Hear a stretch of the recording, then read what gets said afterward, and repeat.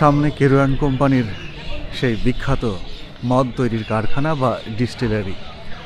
আজ আমি আপনাদের কেরুয়ান কোম্পানির এই ডিস্টিলারির ভিতরের অংশ দেখাবো, কিভাবে মদ তৈরি হয় বা এই ভিতরে আসলে জায়গাটা কেমন, পুরোপুরিটাই দেখাবো।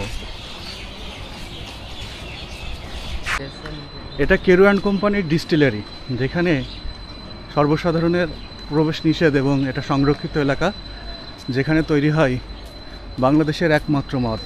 বাংলা মদ বলেন, কেরুর মদ বলেন, যেটা। এই জায়গাটা কিন্তু চমৎকার সুন্দর, একদম ছোটোখাটো একটা পার্কের মতো।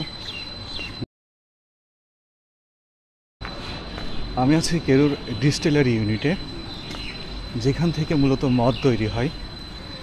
এই ডিস্টিলারি ইউনিটের সৌন্দর্য সত্যিই একটা ছোটোখাটো পার্কের মতো। পুরো এরিয়াটা এটা সংরক্ষিত এলাকা এবং এখানে আসলে সেভাবে ভিডিও করতে দেয় না, তবে আমি বিশেষ পারমিশনে ভিডিওটি করছি এবং এক প্রকার লুকিয়েই, যদিও পারমিশন আছে। এই বৃহৎ জায়গা, এর আসলে প্রত্যেকটা ইউনিট ঘুরে দেখানো সম্ভব না, কারণ এক এক জায়গায় এক এক ধরনের কাজ হয়, আর এক একটা কাজ কিন্তু এক একজন বোঝে।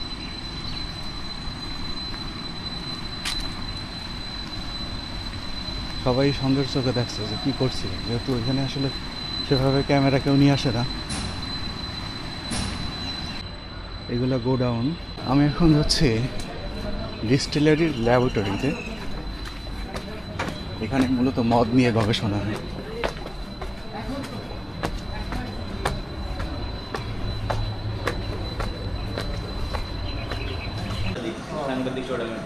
আচ্ছা, আমি ছোটবেলায়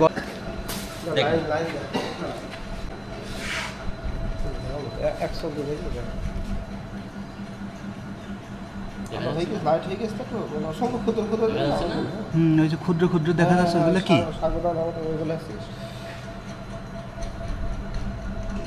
150 থেকে 200 গুণ বৃদ্ধিতে দেখা যাচ্ছে।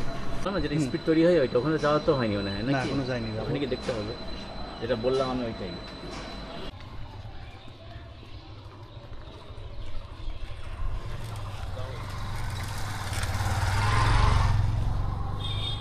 চলো নদীক যাই।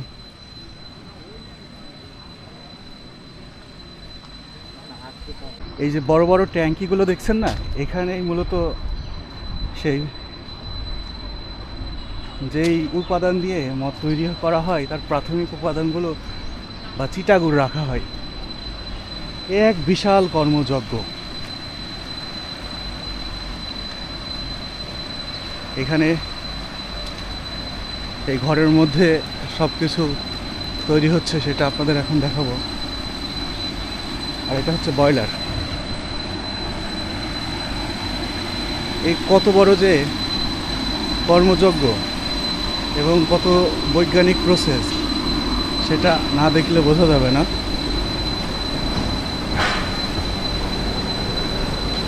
এইসব বড় বড় ড্রামেই মূলত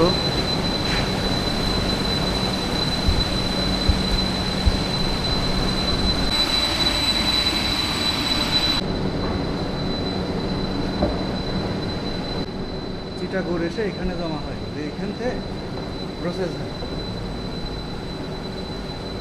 কাঠের।